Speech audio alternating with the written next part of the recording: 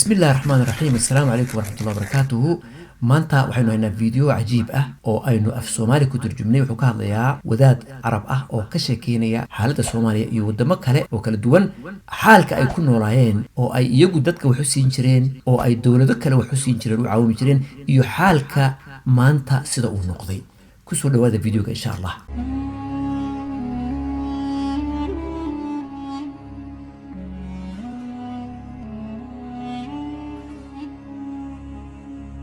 الصومال قبل 100 سنة كانت أغنى دولة في أفريقيا. Soomaaliya 100 sano ka hor waxay ahayd dawladda Afrika ugu taajirsan. قبل 100 سنة 100 sano ka hor كان الصومال في الفترة ذيك يتصدقون على أهل الجزيرة العربية. Soomaalidu waqtigaas sadaqada waxay siin jireen jasiiradda Carabta dadka degan. حتى أنه حصل للأسف مجاعة في المدينة وقل فيها الطعام.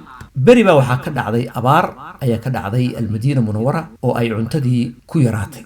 من أنقذ المدينة؟ رجال الصومال. yaa badbaadiyey ahli almadiina? Soomaalida badbaadisay. ووصلتني قائمة بأسماء المتبرعين بالذهب من الصومال. waxay soo gaadhay list ama warqad ay ku qoran tahay dadkii tabarucaadka bixiyey ee dahabka bixiyey لأهالي المدينة. oo ay ugu hibeeyeen dadka degan madiina munawara. ومكتوب تبرعات إخواننا التجار في الصومال، وكانت مملكة، لأهالي المدينة المنورة كذا وكذا وكذا من الذهب. waxaana ku qoran tabarucaadkan walaalihiin ganacsatada Soomaalida ayaa idin soo diray oo u soo diray dadka ama ahalka degan almadiina munawara. وكذا وكذا وكذا من الغنم. intaas iyo intaas iyo intaasoo ari ah. وكذا وكذا وكذا من الطعام. intaas iyo intaas iyo intaas oo cunto ah. كل ذلك جاء من الصومال إلى المدينة. waxaasoo dhan Soomaaliya ka yimaadeen almadiina munawara ligi. واليوم الصومال تحتاج. maantana Soomaalidu iyaga wax u baahan. وأهل المدينة الحمد لله. أهل المدينة الحمد لله وأنا معيسيهم. أهل الحجاز مرت عليهم فترة كانوا يأخذون من مصر. أهل الحجاز وقت باسهم مري أي مصر وحدون نجرين أو مصر وحلقة سينجري. كان أهل مصر يتبرعون على أهل الحجاز. أهل مصر أما دتك مصر دقن أيا تبرعاتك سينجري أهل الحجاز أو عاوي شري. بل كان يأتي الخير من الهند. الهند الآن اللي عندنا عامل في الشوارع. هندي حتى أهل الجزيرة وحولوك كيني شري تبرعاتك. هندي ذا بيقول إنه شقية بيقول يجا وحنا سينجري أو هالكاسة عليه كيني شري. أن يمشي الناس من هنا إلى الهند من أجل أن يأتوا بالمال. dadku halka waxana u jeeda jasiira carabiya halkay ka tagi jireen Hindiya ayay tagaan si ay lacag soo qaataan oo shaqeystaan. وتلك الأيام نداولها. وتلك الأيام نداولها بين الناس. وحوية الدنيا way iswareejinaysaa way isbedelaysaa maalinba xaalku way isbedelaya. لبنان كانت من أغنى الدول العربية. لبنان waxay ahayd dawladaha Carabta ugu taajirsan. وكانت مثل سبأ. waxay ahayd sida Saba mamlakad Saba ee Yemen barigii hore. الفواكه وكل ما يخطر على بالك. wax kasta faakihada khudrada iyo wax kasta aad ku fikri kartid way haysteen. وأول دولة تعلم أبناؤها وظهرت في المطابع. waana dawladii ugu horeysay Lubnaan ee dadkoodu wax bartaan oo matbacadaha kutubta iyo buugaga lagu tabco iyay ka soo baxday. لبنان الكتب الأولى كلها بيروت لبنان بيروت لبنان. kutubtii barigii hore oo dhan waxa ku qornaa Beirut bay ka soo baxday. Beirut Lubnaan xitaa Carabta wadamada Carabta oo dhan iskuuladooda oo dhan walaal kasoo buugooda waxa ku qoran Beirut Lubnaan. beri hore la bilaabay waxaas. وما شكروا النعمة وقامت الحرب الأهلية فيهم وأصبحوا يستقبلون تبرعات من الناس اللي كانوا هم يتبرعون عليهم. nimcadii Ilaahay nimcadii ay ku noolaayeen ma yashkurin ilaa ay dagaal harb ahli ah oo dagaal dhexdooda uu ka dhacay oo dadkii ay siin jireen caawimaadda iyo tabarucaadka ay siin jireen iyagiiba imika ka dalbanayaan inay wax siiyaan. الكويت Kuwait bay hadana ka hadlayaa. كانت قبل غزو صدام في ثراء لا يعلم إلا الله. berigii intuusan Saddam Hussein qabsan Kuwait waxay ku noolayd nimco Ilaahay u boogintay ahayd nimco aan caadi ahayn. إلى غير ذلك. الصومال سبب مجاعتهم. Soomaalida wuxuu yiri Soomaalida sababta abaaraha ka dhacaya waa maxay? اللي حصلت ما ذكر عنهم بعد ذلك. wuxuu yiri wixii laga sheegay Soomaali kadib wixii abaaruhu markii ay dhaceen wixii ka dambeeyay laga sheegay. جاءت شركة بريطانية shirkad Ingiriis ayaa timi تشتغل في الجلود. oo ka shaqeysa maqaarka ama jildiga ka shaqeysa. فكانوا يذبحون الغنم ويرمون اللحم ويبيعون الجلد. shirkadaasu waxay aragtay Soomaalidu marka ay neefka qalaan laano haragu lacag badan buu keenayaa neefkii inta la qalo hilibkii baa la tuurayaa haragii baa la iibinayaa subhanallah.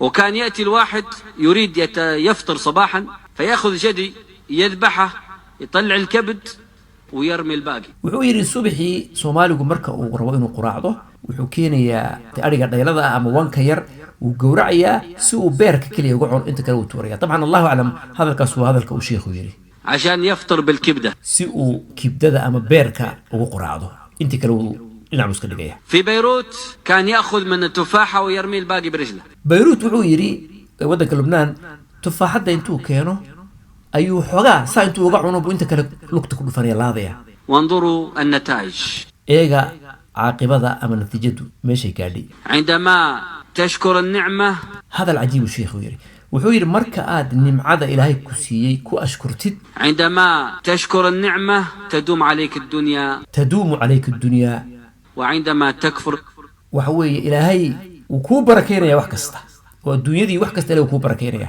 وعندما تكفر بالنعمة marka aad nimcadii Ilaahay ku siiyay ku kufridid يأخذ الله منك الدنيا Ilaahay adduunkii uu ka qaadaya وتجوع waadna gaajoonaysaa تحتاج للحبة التي كنت ترميها waxaadna u baahan doontaa xabadii yareed ee aad markiina tuuraysay لذلك الله عز وجل ذكر القرية التي كانت آمنة مطمئنة يأتيها رزقها رغدا من كل مكان مثالك uu sheekhu bixiyay waxa weeye mithaal qaryada ama tuulada Ilaahay nimco kasta siiyay khayr kasta siiyay oo barwaaqada Ilaahay daboolka uga qaaday barwaaqadii laakiin markay ku kufriyeen nimcadii Ilaahay siiyay wixii ku dhacay waa la arkay Soomaaliya marka la eego 2018 ama 2018 markay taariikhdu ahayd tirada Soomaalida waxaa la yiri waxa weeye ilaa 15 milyan ama ka yar ama ka badan laakiin ilaa 15 milyan ayaa lagu qiyaasay haddaad wadanka Soomaaliya eegtid waxa weeye anigu fikirkayga ka hadlaya shakhsiyan waxaan aaminsanahay waa wadamada adduunka ugu taajirsan ee ugu qanisan weey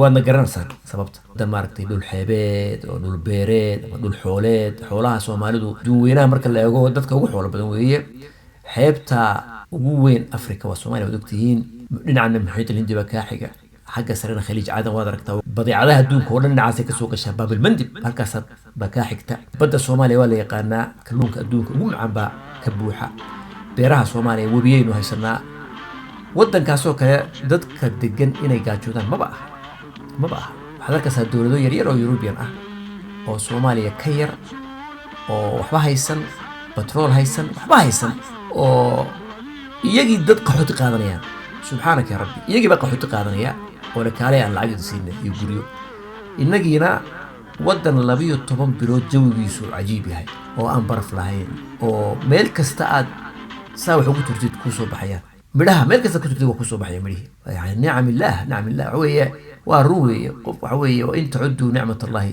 la tuhsuha wa inta cuddu ni'matallahi la tuhsuha nimcadaha oo Ilaahay siiyay lama tirin karo Soomaaliya waxa la yiri batrool bay haysataa Soomaaliya hadii la eego batrool ba ka buuxa ku filan Soomaaliya kaliya ma ay Afrika oo dhan ku filan nimco ku noolaan lahay wallahi qof Soomaaliya hatta waa aragtaan wadamadan al-Jazeera Arabiya ama Xijaaz marka la yiraahdo Soomaalidu iyaga siin jiray lacagta iyaga xitaa lagu leeyahay wadaado badan baan arkay oo ka sheekeynaya Soomaaliya qiimaha ay leedahay dad ka sheekeynaya arkay oo wadaado badan oo social media lagaga hadlayo dad qofka shakhsiyadda Soomaaligu inuu yahay qof miskaxdiisu wax kasta qabanayso luqadaha ay baran karaan cilmiga ay baran karaan si fudud Ilaahay ugu fududeeyay waa dad wax fahma waa dad active ah Soomaalidu Jazeera Arabiya marka la eego waxaa jirta xitaa warqadan uu sheekhu xitaa sheegayay wata halkaas ku qoran tahay wadamadan imika aan ka sheekeynay Jazeera Arabiya Soomaaliya wax kasta way siin jirtay oo dhibaatada dadka haysatay dhibaato aan caadi ahayn bay ahayd aad bay Soomaalidu xusuusin jirtay waxba loo diri jiray wax kasta waa loo geyn jiray haddana iyagii marka ay xoogaa